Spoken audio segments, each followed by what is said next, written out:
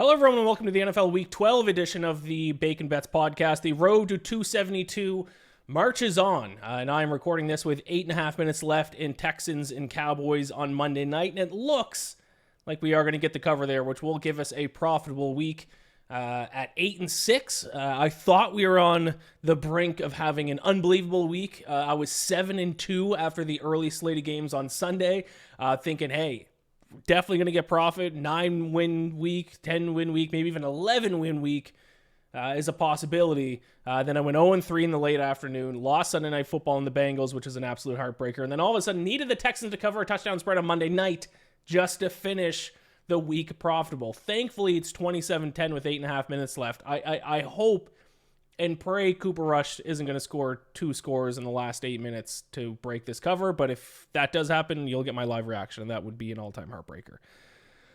So I believe that will be profitable. And by the way, if that does happen, that'll be the second time this season. I don't remember which week, but earlier in the season, it was the exact same thing. I was 7-2 after the early slate of games on Sunday, and then lost the last 5 straight games to finish 7-7 for a small loss. So if this happens, it's going to be the second time this season which this will happen. I don't know what it is about late afternoon games. I get crushed in the late afternoon games almost every week. I don't know if it's West Coast teams. I'm just not handicapping well. I don't know if, I go through my handicapping process and I do it in chronological order. So by the time I get to late afternoon games, I'm like just not thinking well, or, not taking as much time doing the handicapping process. But it seems like every single week, late afternoon games, I get screwed and just lose. And they're not even close losses. I bet on the Falcons this week. They lost by 50 points to the Broncos. And every week it feels like as soon as the games kick off, it's like, oh shit. Immediately I'm like, I'm going to lose every game. I crush the early afternoon slate, and then the late afternoon slate almost every week just kills me. So I don't know what I'm going to do about that. But it does thankfully look like the Texans are going to save me from absolute heartbreak again, unless the Cowboys score. I mean, if they score 10 points in the last 7 minutes, that would be a push at least, and I'd still be profitable. If they score 2 touchdowns in the last 7 minutes, I will cry myself to sleep tonight. Scratch that, I'm not going to be able to go to sleep if that happens. I don't have, tough injury for the Cowboys. Tyler Smith, he's, that doesn't look good. He's hurt. I don't have too much to talk about in the intro. Really quick, I want to talk about the Falcons specifically. I actually want to talk about the Buccaneers. And I wrote an article at SI today stating this exact thing. I don't give a ton of futures out on this show, but I think you need to bet the Tampa Bay Buccaneers right now at 4-1 to win the NFC South. My Falcons are toast. The list of teams in the Super Bowl era who have 9 or fewer sacks through the first 10 games is one name long. And that one name is the 2024 Atlanta Falcons. We can't rush the passer. We're banged up in the secondary now, which was already top-heavy for us. Denver just scored 58 million points against us. They would have. If the game went a couple hours longer, they would have scored 58 million points against us. Our offense, every time we get momentum, we get a holding penalty, legal contact, hands to the face, false start, and screw any kind of momentum. I don't know what Kirk Cousins is doing. He's hot and cold. Some weeks he looks like an MVP. Other weeks he stinks. At least Younghoe Koo hit 2 field goals. Didn't miss a field goal this past week. Yay. Woo. 6 points. Unbelievable. This team is toast. And now we got 6 games remaining on the Falcons schedule. They have a bye week this week. Buccaneers have 7. If the Buccaneers go 6-1, and they have an extremely easy schedule, the second easiest schedule remaining in the NFL. If they go 6-1 in those games, the Falcons have to go 4-2. Thankfully, they have the tiebreaker against them. And the Falcons have a tough schedule. Sure, they got the Giants, they got the Raiders, and they got the Panthers one more time. They'll be favored in those games. Do they win those games? Maybe not. And then their other 3 games are, so let's assume they do win those 3 games. Then they would have to sneak one out against the Commanders, Chargers, or Vikings. They're not beating the Chargers. We'll lose by 50 to the Chargers. And it's on the road against the Commanders and both the Vikings. Probably losses in both those games. Well, Jaden Daniels is going to throw for 800 yards against us. I don't think 4-2 is out there. And if we go 2-4, which is certainly possible, lose one of those games we should win, which is all the Falcons do is lose games they're supposed to win. If we go 2-4, the Buccaneers only need to go 5-2. against their trash schedule. They go 5-2 in that trash schedule. We go 2-4. We go 2-4. Even the Saints are back in it, to be honest. Mike Evans is back for the Buccaneers this week. They're going to get hot. Easiest schedule, second easiest schedule in the NFL remaining. The Falcons have imploded. I can see it. It has already happened, in my opinion. And it's going to come down to that Saints loss 2 weeks ago. So I'm going to recommend right now. I mean, a 4-1 is implied probability of 20%. You're kidding me if you think there's only a 20% chance the Falcons blow this division lead and the Bucs win it. Realistically, there's probably a 25-30% chance of it happening. So plus 400, great bet. 4-1, bet the Buccaneers to win the NFC South. The Falcons season is over. But thankfully, they don't have to play this week, so I don't have to talk about them anymore. We got 13 games this week, short week, both this week and week 14 are short weeks, just 13 games. This week and week 14. Yeah, week 13, because it's Thanksgiving, has everyone playing. But for this week, we just got 13 games. My Falcons being one of the teams that aren't in bye. So that means to go profitable in a 13-game week, we got to go 7-6. But screw it. Let's aim for 10 wins. Let's try to go 10-3. Wouldn't that be nice? Let's dive into it. It is the NFL Week 12 edition of the Bacon Bets podcast. Let's go. I'm not a state. I'm a monster. No, Lisa. The only monster here is the gambling monster that has enslaved your mother. I call him Gamblor, and it's time to snatch your mother from his neon claws. All right, the Texans just scored one more touchdown, so I think it's safe to say with 3 minutes left, profitable week, 8-6 for just over a unit. Once the game is final, I'll let you guys know what my exact record is after the week, and that should bring me to still down about 2 units on the season, but hey, step in the right direction with still a lot of football left to bet on. All right, let's get into week 12 picks. Going to start Thursday Night Football, the Steelers and the Browns.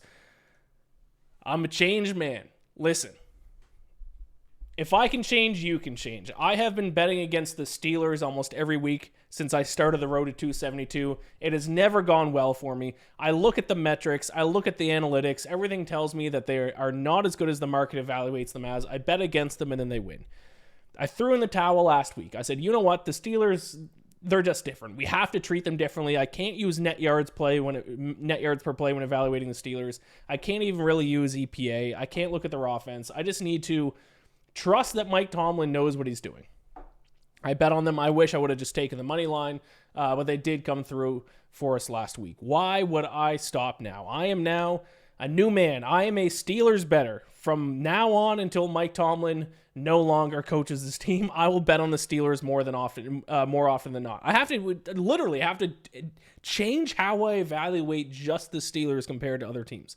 Because once again, when I first was looking at their Thursday Night Football game against the Browns this week, I almost fell for the trap. I looked at net yards per play. I'm like, man, net yards per play, they're 22nd in the NFL, minus 0.2. Their EPA numbers aren't actually all that good, even with Russell Wilson. Their EPA numbers offensively, not good. The other team has had a higher success rate against them in like 7 games so far this season, despite them being, 7-3 now? But I got to stop myself. This is the trap I've fallen for almost every week for the past 4 or 5 seasons. It doesn't matter. It doesn't matter what the metrics say. You can throw out the analytics when it comes to the Pittsburgh Steelers in most scenarios. Not to say I'm never going to bet against them again, but I will bet on them again this Thursday night against the Cleveland Browns. I will say, speaking of evaluating teams, so this line was actually interesting. It opened at Steelers minus 5.5. At that number, I actually did like the Browns. At least that's where I planned on going.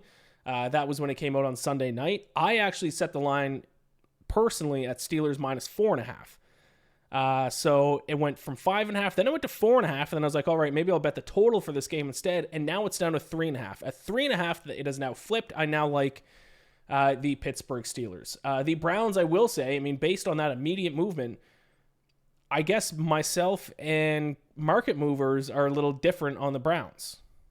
If they like them and bet them down to 3.5, they like them a little bit more than I do. I don't like the Browns. Dead last in the NFL in net yards per play. That's 0.3 yards worse than the next closest team. And even in Winston, because obviously if I cite season-long numbers, they're going to tell me they're different now than they were with Deshaun Watson. But even with Jameis Winston and a quarterback, they're still 22nd in both EPA per play and success rate since he's taken over. We know Winston's issue. Yes, he may throw for a ton of yards and a couple touchdowns. He's also going to make some mistakes as well. And the Browns' defense is not good enough to make up for Jameis Winston's mistakes. We got to stop evaluating the Browns' defense as one of the better defenses in the NFL. They are not this year. In fact, they're 20th in the league in opponent EPA per play, 27th in opponent yards per play. And if you watch that Saints game, they don't want to tackle. I don't know if they've just given up on the season, but they have no interest in tackling. They made Taysom Hill look like the greatest football player of all time last week. So that is not a team I would have interest in, especially at 3.5, betting on against a very well-coached, a very disciplined Steelers team, a team that has momentum, a team that has an elite defense, a defense that's going to force Jameis Winston to make some mistakes, especially on a short week. So I will trust the Steelers once again. I've turned a new leaf. I'm a new man. Give me the Pittsburgh Steelers on Thursday Night Football, minus 3.5 at minus 110. The Kansas City Chiefs, the other team I tried to change on. I was, they were 11-1-1 was the stat, I think, against the spread. The last 12 times Patrick Mahomes has been an underdog, whatever the stat is, and like 10 of those times that he won as an underdog, I was on the other side. I said, you know what? He's an underdog now. I'm going to listen to that trend, and I knew it was going to happen. As soon as I trust the Chiefs as underdogs, they're going to not cover. They still could have, to be fair. I mean, that fourth down play, which was an unbelievable play by Josh Allen, they don't get that fourth down. It's a 2-point game. Whether or not Chiefs score, it doesn't matter. They would cover the 2.5, which is the line I got them at. Josh Allen covered. That was a coin flip game, even though the final box score didn't look it with it being, a 9-point win. It came down to a fourth down play with like a minute left. So I consider that a coin flip game. That coin flip went against me. That is okay. And I will say, if me betting on the Chiefs when they're underdogs leads to their dynasty being ruined, that's what I'll do.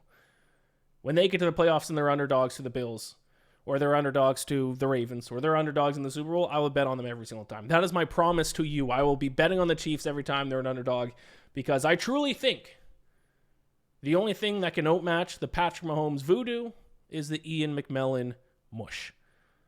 So I will be betting against the Chiefs whenever they're underdogs for the foreseeable future. With that being said, I'll bet on them as big favorites this week, which is not usually a thing I do. Usually one of my favorite bets to place is to bet against the Chiefs when they're set as big favorites. But listen, we're talking about the Carolina Panthers. And I think even in previous weeks, I said there's few teams I'd bet the Chiefs on as double-digit favorites. Pretty much nobody except for the Carolina Panthers, and I will do it this week because they are playing the Carolina Panthers, who don't let the Panthers, they won 2 games and they went on their bye week. Don't let that fool you. This team is still the worst team in the NFL. 30th in the NFL in EPA per play. Defense is 25th in EPA per play. At least most bad teams are like kind of at least half decent on one side of the football. Their defense and their offense are both bottom 5 in the NFL. And most importantly, especially defensively, even worse on third down. And I've talked about this before with the Chiefs.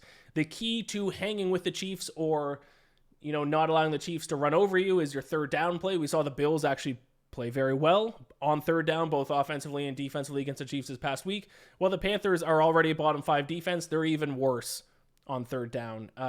Second last in the NFL in opponent EPA on third down. So all signs point to the Chiefs being able to run away with this one. I also want to actually take a quick look at Panthers red zone defense, because a big thing that has this season and in seasons past kept the Chiefs from covering as big favorites is the red zone offense. It always gets really good in the playoffs, but it's also horrific in the regular season. And the Panthers 27th in red zone defense. So yeah. Chiefs red zone offense. Oh, actually not as bad as I thought. 11th. I would have thought they'd be a lot worse in the red zone. Still, they should be even better in the red zone against one of the worst red zone defenses in the Carolina Panthers. So I will lay the points on the Chiefs. I'm just not going to feel I'm not going to feel like an idiot and have to cheer for Bryce Young to score 2 touchdowns late in the fourth to backdoor cover against an 11-point favorite Chiefs. No. This is one of might be the only team I would lay this many points on. in terms of a team that the Chiefs are playing against. Because even the Raiders, and I hate the Raiders, I took the Raiders plus 10 a few weeks ago, and they covered. Chiefs minus 11 against the Panthers. I got a lot of total bets this week, a lot of spreads. And generally my strategy is I like to kind of bet spreads first, and then if the spread is at a number that I don't think there's an edge on either side, I then go total. And there is a lot of spreads this week that are set at the number I agree with. One of them is being with the Vikings and the Bears. The Bears are a disaster. You kind of want to lay the points of the Bears. But, man, we've seen a lot of red flags from the Vikings defense, especially from Sam Darnold, and now they have to play against, arguably the best secondary in the NFL in the Chicago Bears. So I don't really want to lay the points on the Minnesota Vikings offense. I also don't want to even take this many points on the Bears offense because they both stink. So then what am I going to do? I'm just going to go with the under. I'll go under 39.5 between the Vikings and the Bears. And because these two defenses have been some of the best in the NFL. The Vikings lead the NFL in opponent EPA per play. The Bears are 7th. They're also 1st and 8th in opponent success rate. And the Bears specifically, their actual best defensive strength this season has actually been in the red zone. Teams are scoring just 40.63% of the time. They're scoring touchdowns against the Bears in the red zone. That is a lot of field goals. And what leads to an under? When teams go on long, sustained drives and at the very end, kick a field goal for 3 points instead of scoring a touchdown for 6. So great red zone defense by the Bears, great secondary by the Bears. You can run the ball against the Bears, but that's fine. You can run the ball and drain the clock. If you're the Vikings, that's fine with me. And then on the flip side, the Vikings defense is obviously very good. The Bears offense is horrific everywhere. The Vikings offense actually recently trending in the wrong direction, 20th in EPA per play since week 8. So yeah, a little bit of a low total. I know this has already moved down a point. It opened at 40.5, I believe, now down to 39.5. Still like it. I'll take the under 39.5 between the Vikings and the Bears. Patriots and Dolphins, another total bet. This one I'm going over, though. I'm going to go Patriots, Dolphins over 46 minus 110. The Dolphins are 7-point favorites, and that is exactly where I would set this line. I like Miami's offense. We all know this. This is no secret with Tua Tagovailoa at the quarterback for them. When he's healthy, they are a completely different offense than they are without him. And in fact, in their 4 starts since Tua's return, the Dolphins rank 3rd in the NFL in both EPA per play and success rate. So they are a top 5 offense when Tua is their quarterback. They should be able to score plenty of points against the Patriots defense. That's 28th in opponent EPA per play. Stop saying the Patriots have a good defense. They don't. Their defense stinks. But the Patriots offense has actually been looking pretty good lately. Drake May has done a lot with very little around him. Having to lay a touchdown on the Dolphins concerns me. They could be up 14. Drake May, and he has been actually very good in garbage time as well, leads them to a garbage time touchdown. All of a sudden, they're not covering. That's why I like the Rams against them last week as like a 4.5-point favorite. Once you get to 7, you got to evaluate things a little bit different, with that being the most crucial number in football. Is it the most crucial, or is 3? I think 7 is. Maybe it's 3. Regardless, if it's not 1, it's 2. And actually, the Patriots over their last 4 games, averaging 20.75 points per game. If they can average that, if they can score 20 or 21 against the Dolphins, I'm pretty confident in this going over. So yeah, and I mean, they've scored some points against some good defenses too. Jets, Titans, Bears, and Rams, the last 4 defenses they played. I know the Jets defense isn't what it was at the start of the year, but Titans, Bears, Rams, all pretty good defenses. I think they can score against the Dolphins defense. If I had to pick a side, I'd lay the points with the Dolphins, but instead of doing that, I do like the over quite a bit more with how good and explosive the Dolphins offense looks once again. Give me Patriots, Dolphins over 46 at minus 110. Another total bet. This one is the Lions and the Colts. And I am going to go under 50.5. Now, you may be looking at this Lions team and think the over is an easy bet because, to be fair, they are averaging 33.6 points per game this season. But I actually think their defense has been the more impressive unit this season. Even without Aiden Hutchinson, I will say they did lose their linebacker, Anzalone. Alex Anzalone, I believe is his name. Did I just make that up? When I say it, it's, yeah, Alex Anzalone? Anzalone just makes me, he sounds like he's a player for the 1980 U.S. hockey team featured in the movie Miracle. Because I'm thinking of Mike Eruzione. Kind of close. Yeah, so I mean, that's another big injury, to be honest, that I don't think enough people are talking about. So I actually might look to fade the Lions in the coming weeks. I don't really want to fade them against the Colts. Once again, a point spread that I think is set at the right number. But I do like their defense a lot. Their secondary has been very good. They now rank second in the NFL in opponent EPA per play. They're allowing just 17.7 points per game. Any total in the 50, and I've said this in the past, once you get inside the 50s when it comes to total, I think I need both teams to have better offenses than defenses, and I would make the argument both teams in this game, their defense is actually better than their offense. Now, maybe that's not true for Detroit. I mean, Detroit's offense has been extremely good this season.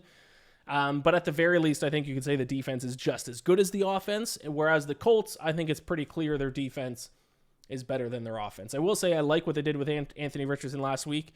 I've been a big Anthony Richardson hater this year. I thought their offense was completely different this past week. I thought they looked a lot more like an offense that's built for Anthony Richardson's skill set. So credit to the Colts, but they also got to play against the Jets, who have imploded worse than I think I've seen any team implode in recent history. Colts defense, their offense is 22nd in EPA per play. Their defense is 11th in opponent EPA per play. That right there is the sign of a team that is better defensively than offensively. Actually, they're above average in just about every single defensive metric. So I think this total is a few points too high. I will take the under 50.5 between the Lions and the Colts. Buccaneers and Giants. I will take, and I don't know what it is about the Giants, guys. I don't know.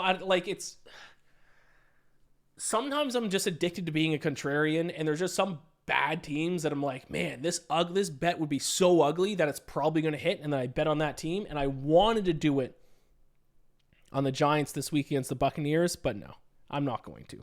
It's fucking Tommy DeVito. It's Tommy Cutlets. If the Giants were starting Drew Lock this week, I think I would actually go with the Giants, but I'm not. I can't bet on the Giants with Tommy fucking DeVito. I can't do it. He's a meme. He's not a serious quarterback. Hey, Tommy DeVito. Hey, look at my agent. My agent is an Italian stereotype. I eat cutlets. Bleh. Who gives a fuck? Fuck this guy. Hey, if I bet on the Giants and I gotta watch this game and they're down 21 points and I gotta watch Tommy DeVito and his stupid dumb agent in the stands, I'm not gonna be able to survive that. I can't do it. If I lose betting against Tommy DeVito, I lose betting against Tommy DeVito. I'm not overthinking this. I'm not big braining it. Mike Evans is back, by the way, for the Buccaneers this week. He returned to practice on Monday. That's obviously a huge boost for Tampa Bay. Their offense is very good.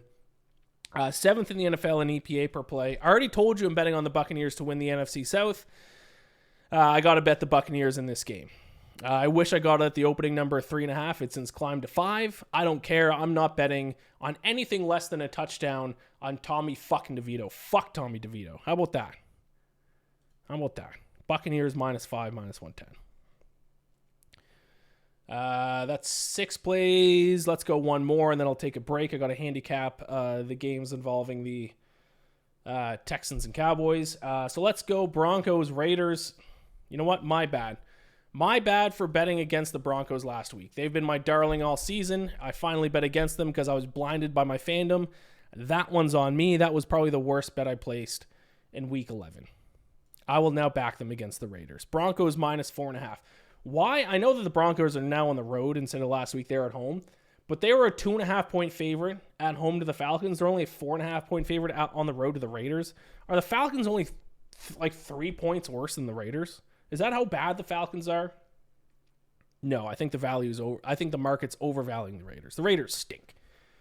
I am so low on the Raiders. Unbelievably low on the Raiders. Worst offense in the NFL. Dead last in EPA per play. 29th in yards per play. Now they got to take on one of the best defenses. Obviously, the Broncos defense, who just kept the Falcons to 6 points last week. You're telling me that they kept the Falcons to 6 points last week, but Jacoby Myers and Gardner Minshew is going to score 20?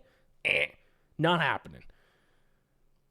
So the only way I think the Raiders cover this game is if the Broncos offense just shits the bed and only scores 10 points. I'm getting fired up. If the Broncos score 14 points, they're covering the spread. How about that? The Raiders' offense stinks out loud. And the Broncos' offense has actually been good. 14th in EPA per play since week 7. So, I mean, if you look at actually EPA numbers, the Broncos' offense is better, and their defense is leagues better. So how is this only a 4.5-point spread? If you want the ugliest bet of the week, take the Raiders. If you believe in trap games, take the Raiders. I'm not doing that, though. Because you know what the trap game was last week? You know what the fade the public game was last week? The Cowboys. And how'd that work? They just lost by fucking 30 points. Don't do that. The Broncos, sometimes the easy bet is the right bet, and that is the case with the Broncos. I'll take a minus 4.5. All right, I'm going to take a quick break. I'm going to handicap these other two games, and I'll be back with the rest of my picks for Week 12. All right, we're back. Let's keep things rolling here. I've handicapped the games involving the teams that played on Monday Night Football, and you guys are not going to like these plays. First of all, I got to admit, and the first step to recovery is admitting that you have a problem, and I need to go to rehab to fix my betting on the Titans addiction. Titans +8 against the Texans. Again, I can't give up. They are the worst team covering the spread in recent history in the NFL. They've covered one spread this season. But here I am, like an idiot, doing the same thing, betting on the Titans once again. And they will probably not cover. But they're taking on a Texans team that I simply don't trust offensively. The Texans covered for me on Monday night, sure. But the Texans have some offensive issues. I know Nico Collins being back is going to help them, but this is still a Texans team that in this season have fallen to 20th in the NFL in EPA per play, 30th in success rate. I don't think those numbers are updated from Monday night, so they probably will improve.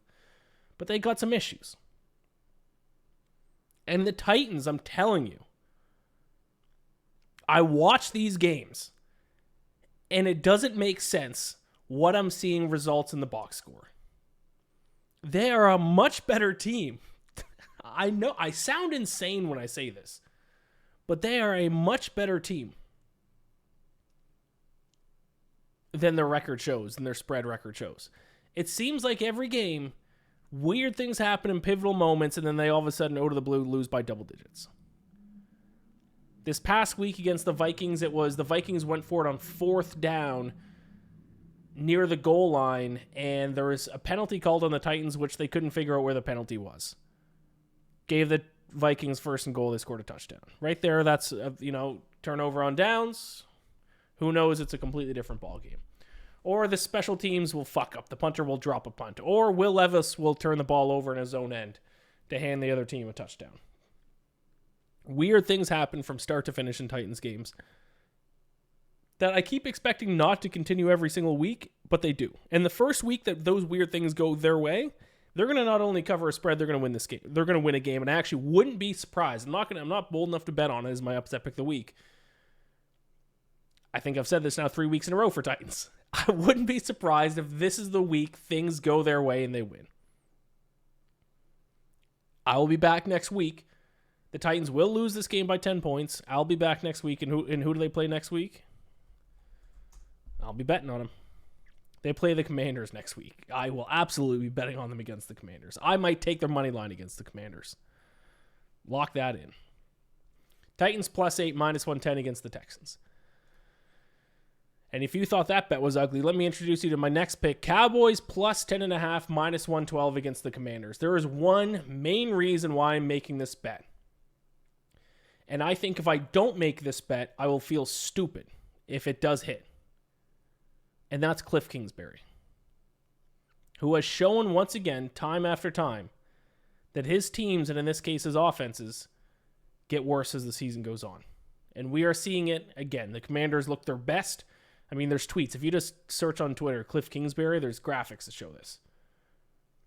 And his coaching career, starting in 2013 with Texas Tech up until 2021 with the Cardinals, from games 1 to 7, his teams have a record of 42, 20, and 1.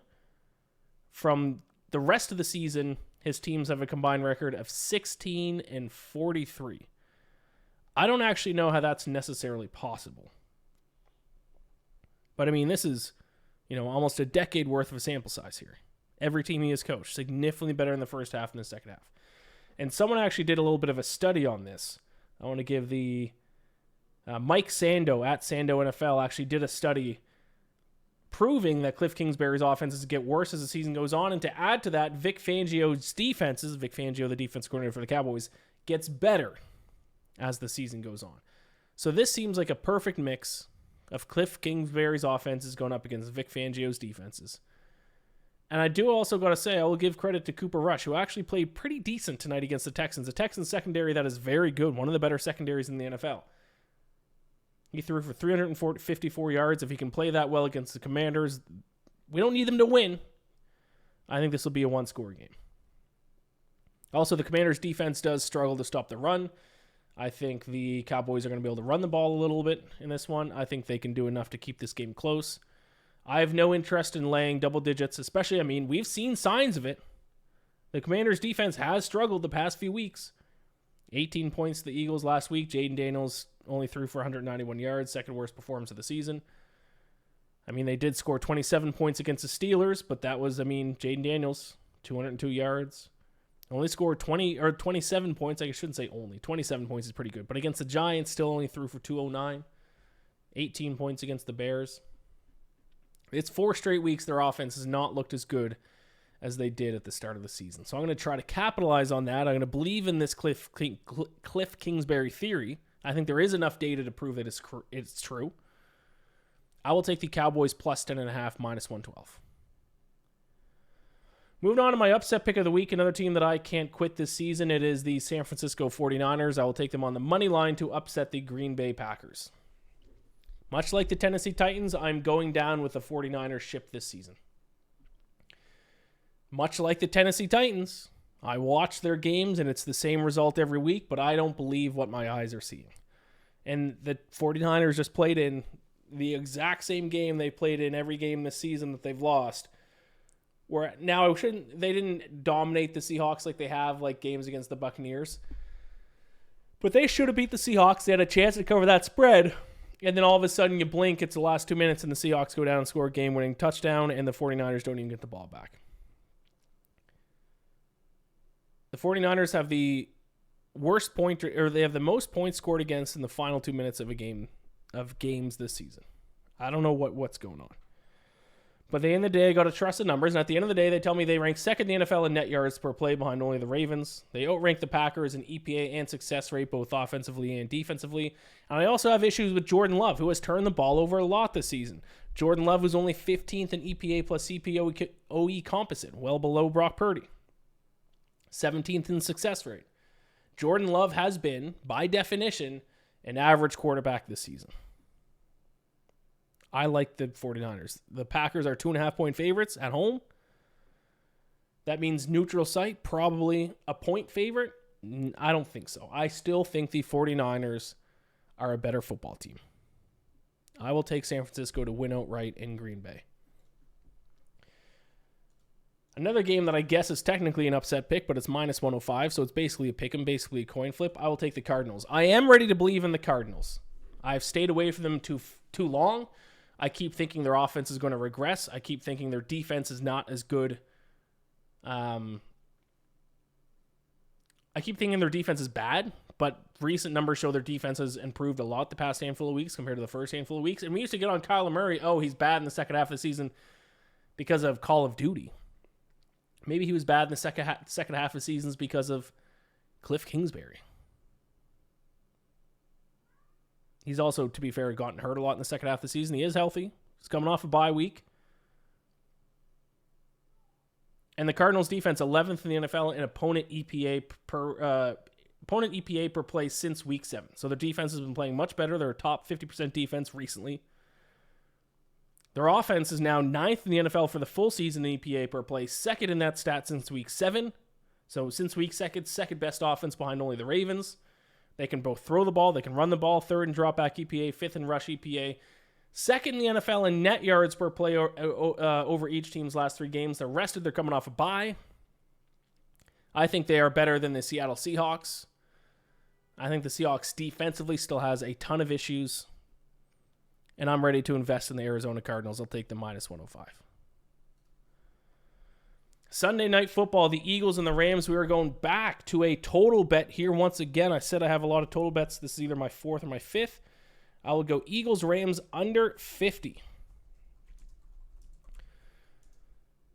You think about this game, you think of Jalen Hurts, you think of Matt Stafford, you think of A.J. Brown, you think of Cooper Kupp, you think of Puka Nacua, you think points, you think offense. I'm here to tell you what you should be impressed by and what you should be watching in this game are the two defenses. Both teams have been extremely impressive on defense the past handful of weeks. Dating back to week 6, these two teams ranked first and third in the NFL in opponent EPA per play, first and sixth in opponent success rate. Allow me to repeat that. Dating back to week 6, it is now week 12. So week 6, week 7, week 8, week 9, week 10, week 11. The last 6 weeks of football. The Eagles and Rams defenses rank first and third in the NFL in opponent EPA per play, first and sixth in opponent success rate. Does that sound like a game involving the two defenses in a game that the total should be set at 50? I know we're not talking full season. We're talking, the last 6 weeks. But no team that ranks in the top 5 in both those stats over the last 6 weeks should be playing in a game with the total set at 50. That's insane. The Eagles secondary has been very good, so they should be able to shut down the biggest strength of the Rams, which is their pass attack, because the Eagles secondary leads the NFL in opponent yards per pass attempt, keeping them just 5.5 yards per throw. Meanwhile, the Rams, I think their pass rush can do some work here. They rank 6th in pressure rate. I'm also not super sold on the Rams offense, to be honest. I think Matt Stafford's not having as good of a season as he usually does. I think we're seeing age from Matt Stafford really for the first time this season. I think we're actually seeing truly some regression from Matt Stafford. 21st in EPA plus CPOE composite this season. I know he hasn't had Puka Nacua and Cooper Kupp the full season, but even since they've been back, I haven't seen what I've come to expect from Matt Stafford. I think he's missing a lot of throws. And I think as a result of that, and I think a result of not only Matt Stafford's regression, I also think it's a result of their poor run game. Rams, 3.8 yards per rush, 30th in the NFL, not good. That plus an aging Matt Stafford has led to them scoring a touchdown on just 50% of red zone trips. That's the 8th worst mark in the NFL. What do we want if we're betting on an under? We want long drives that end up in the red zone that are then stalled and teams kick field goals. That's exactly what the Rams do. That is what cost them against the Dolphins 2 weeks ago in a game where the under hit. That is what I think will cost them on Sunday night against the Eagles. This might be my number one favorite bet of the week. I believe in these two defenses. I don't believe in at least the Rams offense. I'll take the under 50 between the Eagles and the Rams. The Ravens and the Chargers. I will take the home team here in the Harbaugh Bowl. This is the Harbaugh Bowl. What a fun one. Two brothers going at it for the first time since the Super Bowl, I believe. And I will take the Chargers at home +3 -110. It's the same reason I've bet against the Ravens now for the past handful of weeks. And I think it's a trap a lot of people have fallen for and will fall for. And it's that their offense is so good. Lamar Jackson is so good. And there's so many explosive plays in their games that you just want to bet on the Ravens. But man, the Ravens have some issues, dude. Some real issues. The first thing, and I cited this last week when they took on the Steelers and I took Pittsburgh, they commit a lot of penalties. Lead the NFL in total penalties this season with 92. That is 10 more penalties than the next closest team. They also have given up 763 penalty yards. That is 74 more yards they have lost due to penalties to the next closest team. I don't care how good your offense is. It's hard to win, let alone cover a spread, if you're giving up that many penalties in a game. And not only that, they now take on a Chargers team that is the complete opposite in that. Chargers have the 4th fewest penalties at 53, and bottom 5 both in penalty yards as well. So discipline advantage, Chargers by a mile. Then you have to take into consideration the Chargers defense, 4th in both opponent EPA and success rate. Now, I did predict some regression from the Chargers defense last week. We saw that. We'll probably once again see that. I mean, the Ravens will move the ball. They will score. But then you got to consider we have Justin Herbert going up against what might just be the worst secondary in the NFL in the Baltimore Ravens, a team that is 28th in opponent dropback EPA, 27th in opponent yards per pass attempt. I think Justin Herbert has a big game. I think their defense will do enough to shut down Lamar Jackson. And I think truly what the biggest difference maker might be in this game is penalties. We have the worst team in penalties in the NFL, going up against a team that is top 5 in penalties, or bottom 5, whichever way you want to look at it. A team that kills themselves with penalties and a team that doesn't. And you're giving me the home team with the better defense, the better discipline. You're giving me that home team 3 points? Abso-fucking-lutely. Give me the Chargers +3 -110 at home to Baltimore in the Harbaugh Bowl on Monday night. There you have it. Those are my plays. I will recap them now, then give you my 5 best bets, give you my teaser of the week, and then we'll get out of here. Thursday Night Football, Steelers -3.5 against the Browns. Sunday, we got Chiefs -11 against the Panthers. Vikings, Bears under 39.5, -108. Cowboys +10.5, -112 against the Commanders. Patriots, Dolphins over 46. Titans +8 to the Texans. Lions, Colts under 50.5. Buccaneers -5 to the Giants. Broncos -4.5 to the Raiders. 49ers +115 against the Packers. Cardinals -105 to the Seahawks. Eagles, Rams under 50, -105. Chargers +3 to the Ravens. My 5 best bets, I went 3-2 on my best bets last week. We cashed in Eagles, we cashed in Colts, we cashed in Dolphins. We lost both the Packers and the Falcons. So 3-2 last week. This week, my 5 best bets are Chiefs to cover versus Panthers, Lions, Colts under 50.5, Broncos to cover against Raiders, 49ers to cover against the Packers, and then Eagles, Rams under 50. So Chiefs, Broncos, 49ers all to cover, Lions, Colts, and Eagles, Rams to both go under. My teaser lost last week because I got greedy. I got greedy and did a 3-leg teaser, and the 49ers did not cover because they lost to the Seahawks. So that teaser lost. We're going back to a 2-leg teaser this week, and we're going back to the 49ers. I'll tease the 49ers up to 8.5 from 2.5. This is a 6-point teaser. Obviously, from 2.5 to 8.5, we are crossing the 2 key numbers of 3 and 7. And if I like the 49ers to win outright, I certainly like them to cover an 8.5 teaser spread. And then we're going to tease the Lions down. I'm betting the under in this game. But if we can tease the Lions down from 8.5 down to 1.5, I like Detroit quite a bit in that spot. So teaser of the week, Lions -1.5, 49ers +8.5. All right, there you go. That has been the NFL Week 12 edition of the Road to 272. Be sure to subscribe to the Bacon Bets podcast on YouTube. Rate and review the audio version of this podcast. Leave a comment below with your best bet for this week. Thank you all so much for watching. Gamble or bless. I'll be back in just a few days for the player prop countdown, which we also had a profitable weekend this week. So let's keep it moving. Best of luck in Week 12. Gamble or bless.